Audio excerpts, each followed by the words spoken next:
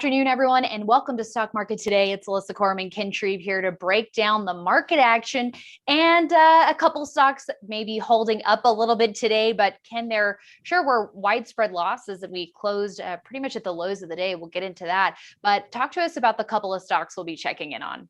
Oh, we definitely want to take a look at Callaway, which reported strong earnings yesterday. It pulled back, but not a whole lot of damage done to its chart. Oil prices up 1% to over $66 a barrel. So we'll take a look at Whiting Petroleum, which is holding above a buy point. And finally, CF Industries really not showing much distress after a nice breakout, holding near highs. Okay, great. We will analyze all of that for you. But first, a look at the Qs, which track the NASDAQ 100. The NASDAQ composite closing down 2.7% for the day. Triple Qs here, not much better, down about 2.6% on the day. We have the S&P 500 down about 2.2%. The Russell 2000 down over 3%, and the Dow down about 2%. So widespread losses. And Ken, earlier in the week, we were talking about how this bifurcated market really seemed to rear its ugly head again. And the question then became, okay, is this bifurcated market going to continue? Or is this weakness in tech going to infect other areas of the market? But it sure does look like widespread weakness at the moment. Yeah, it seems to be spilling over into everything. Obviously, the weakness in large cap tech has been well documented. If you look at the QQQ here, just look at the past three sessions, past three declines, volume has picked up in every session. So this is definitely an index that's under distribution.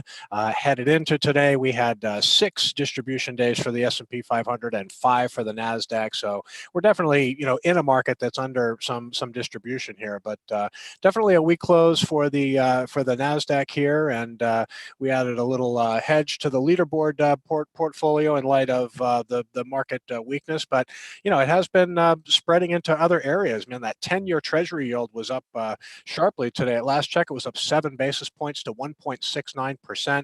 Financial stocks were in rally mode early amid a lot of selling in the stock market in the early going, but all the financials reversed horribly lower, even as the 10-year Treasury yield held near highs. So again, a weak market eventually takes everything down with it, and I think that's where we're kind of at right now. That's exactly right. And on MarketSmith, we can see that visualization of the 10-year yield right here with 0 T and X. And let's also check in on the Dow with a DIA, the ETF there.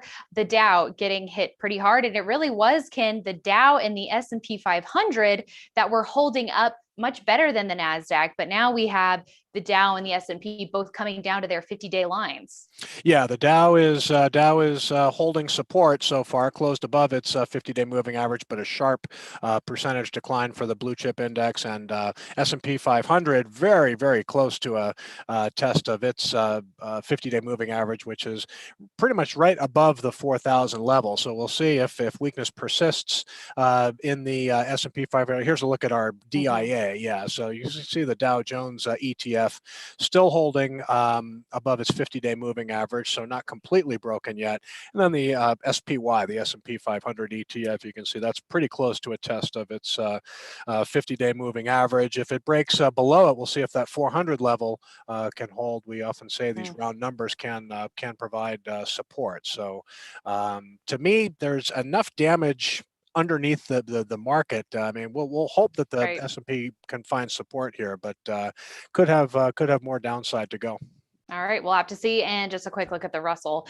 Small caps down about 3.2% for the day, undercutting some recent support. Next support level down here at the March low. So we'll have to see how the final 2 weeks of trade shape up, if it's going to continue to worsen from here, as we now have some key support levels for both the S&P and the Dow being tested this week. But let's take a look at a couple of stocks, starting off with Callaway Golf, ticker ELY. It did pull back today, less than 7% above average volume on the decline, but the weekly chart is still holding up pretty well here, Ken.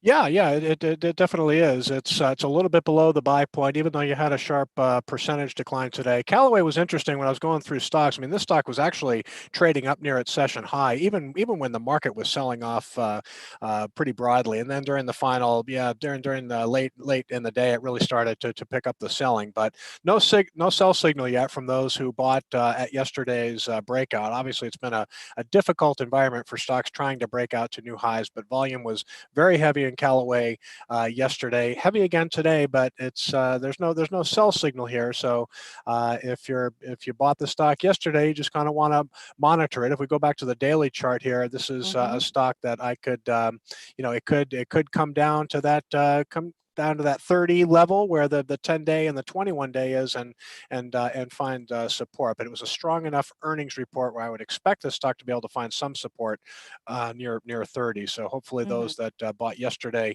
are going to be able to hold on to this stock. Yep. And that RS line blue dot on the weekly underscoring that relative outperformance. And that's definitely the kind of thing that we are focusing in on, especially right now. And now we want to check in on Whiting Petroleum, which Ken, you highlighted on IBD Live today, bucking the weakness, up 3.6% on the day, and looking pretty good after a breakout all not too long ago.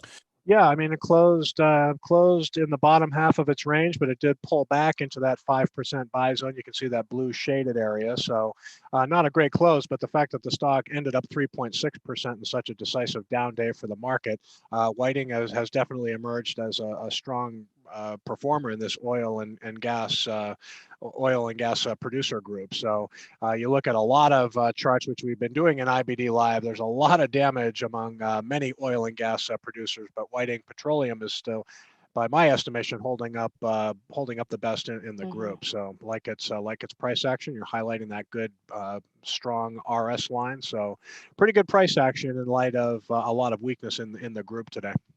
Most definitely. And just a note for the audience, or a reminder, the reason why this RS line at a high does not have the blue dot is because the stock has already broken out. That blue dot appears when a stock is forming a base and the RS line hits a new high, or as it's breaking out. So with Whiting already in this buy zone for a couple of weeks here, that's why it doesn't have the blue dot. But very important to point out, once again, the relative strength line for this one. And we also have a chemicals name to touch on, and that is CF Industries, down about a 2% for the week, but still holding up really nicely after a string of some impressive gains following its earnings report. Yeah, three straight declines, but the stock really hasn't given up a whole lot of ground. And you saw the initial breakout last week and really good follow through on Friday, both of those days in very strong volume. So this is really, you haven't seen too many breakouts look like this, a decisive move above the buy point on Thursday last week, and then good follow through and heavy volume on Friday. So 3-day decline has been pretty tame. This is one that, if the market weakness persists, it could come down to that closest to support level. I think that's the 10-day moving average, which corresponds right around that last buy area. So this was a strong enough breakout where I would expect this stock to find support around its last buy area. But again, this is a market that is showing increasing signs of institutional selling, and again, a weak market eventually brings everything down with it. So if it does hit CF Industries, maybe it finds support near its last pivot of 51.24. Yep. And yet another strong group that we are seeing with this for the fertilizer stocks. So we're going to be keeping a very close watch to see if they can maintain this sort of strength, as they've been one of the groups leading the market. But as you said, Ken, weak markets tend to pull everything down with it. So how do you think investors should be approaching tomorrow and Friday?